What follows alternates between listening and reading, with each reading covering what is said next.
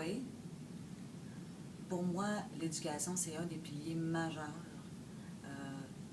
dans le développement de notre communauté.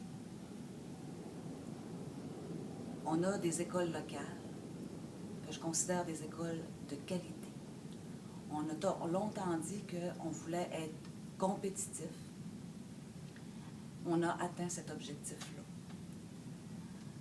Je pense qu'on l'a même dépassé dans le sens qu'on peut aller plus loin dans les programmes locaux qu'on a développés, dans l'intégration de la culture et de la langue Innu. L'éducation, c'est aussi l'éducation des adultes. C'est la transmission de la culture qui se passe dans les événements comme les rassemblements qu'on a régulièrement aux différentes saisons. L'éducation, c'est les partages qu'on peut se faire, peu importe où ce que c'est. Parce qu'à partager, bien, on se transmet de l'information, des richesses, puis ça nous permet de nous construire. C'est de l'apprentissage. C'est aussi les écoles de la région où nos enfants sont appelés à aller, ou qui font le choix d'aller dans les écoles de la région. Ça aussi, ça fait partie de notre éducation. Ça forme un tout. On n'est pas exclusif. Aujourd'hui, on est dans un monde ouvert. C'est l'ouverture sur le monde et tout est possible. Il faut accepter et respecter le fait que les gens choisissent des écoles, peu importe laquelle ils choisissent.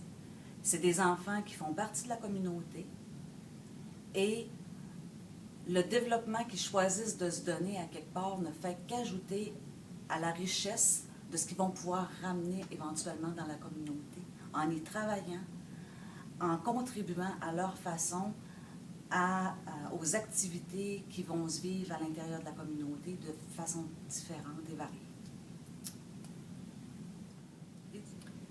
L'éducation, on a, parce qu'il y a déjà des partenariats, a avantage à aller plus loin dans ces partenariats avec les écoles extérieures. On a un bel exemple à l'école secondaire Casino-Mamou, où les jeunes ont une fierté de ce qu'ils apprennent sur le plan culturel, sur le plan des traditions et au niveau de la langue Innu. On devrait pouvoir offrir ces services-là en créant des partenariats dans les écoles extérieures pour les jeunes qui sont intéressés à continuer à le faire.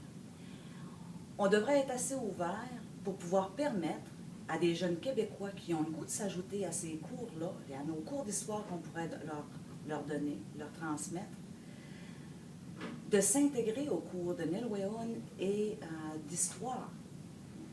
Il me semble que là, c'est une occasion qui pourrait nous être donnée de démystifier les préjugés puis de continuer de travailler ensemble avec nos voisins. On doit pouvoir continuer à transmettre à nos enfants, peu importe où ils sont.